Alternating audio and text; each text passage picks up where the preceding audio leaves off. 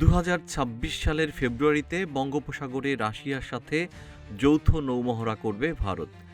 Milan 2026 নামের ওই মহড়ায় অংশ নেবে রাশিয়ার প্রশান্ত মহাসাগরীয় নৌবহরের ফ্রিগেট যুদ্ধজাহাজ মার্শাল সাপোশনিকভ। রাশিয়ান মেরিটাইম বোর্ডের প্রেস সার্ভিসের বরাতে এ তথ্য জানিয়েছে দেশটির সংবাদ সংস্থা তাস। রাশিয়ান মেরিটাইম বোর্ড জানিয়েছে, ভারত মহাসাগরের উত্তর বঙ্গোপসাগরে মিলান 2026 নৌমহড়ায় অংশ নেবে ভারত ও রাশিয়া।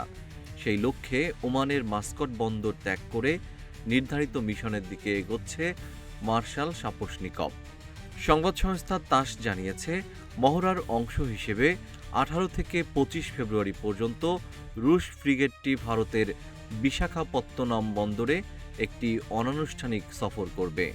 2025 সালের অক্টোবরে ভারতের নৌবাহিনীর ভাইস অ্যাডমিরাল সঞ্জয় ভাটসায়ন জানান, ভারতীয় নৌবাহিনী ফেব্রুয়ারি 2026-এ আন্তর্জাতিক ফ্লিট রিভিউ এবং মিলান নৌমহড়ার আয়োজন করবে।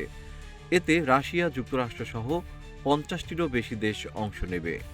আন্তর্জাতিক ফ্লিট রিভিউ অনুষ্ঠিত হবে এবছরের 18 ফেব্রুয়ারি ভারতের দক্ষিণ পূর্বাঞ্চলীয় শহর বিশাখাপত্তনমে। একই সময়ে অনুষ্ঠিত হবে মিলান বহুজাতিক নৌমহড়া, যা ভারতীয় নৌবাহিনীর ইস্টার্ন নেভাল কমান্ড 2 বছর পর পর আয়োজন করে থাকে।